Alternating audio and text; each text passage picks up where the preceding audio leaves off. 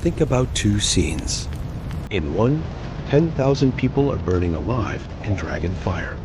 In the other, a man is sitting in a muddy tent, drinking a bowl of soup. And somehow, I care more about whether he finishes that soup than I do about those 10,000 deaths. Strange, right? But modern fantasy sold us spectacle and made us forget humanity. And this isn't just about this show. It's us the answer to why most fantasy we've been watching lately feels empty.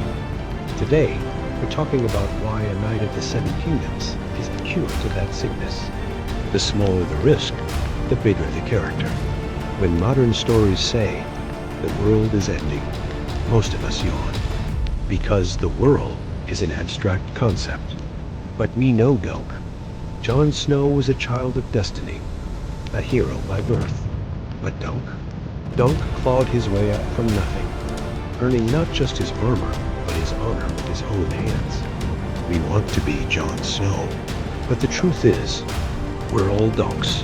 We see how he sweats inside that armor. We see him fight that famous imposter syndrome. When the only risk is his life, that life becomes more valuable to us than entire empires.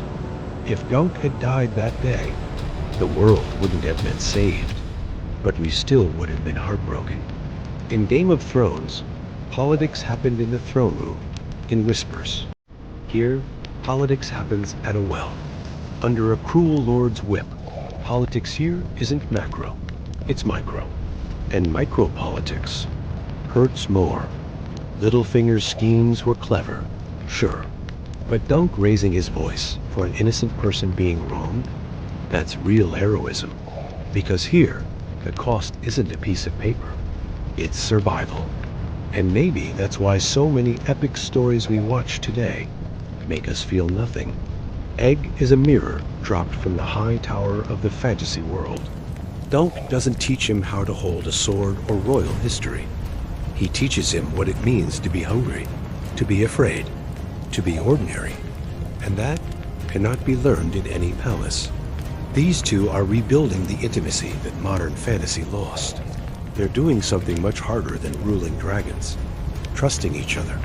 Maybe fantasy isn't broken.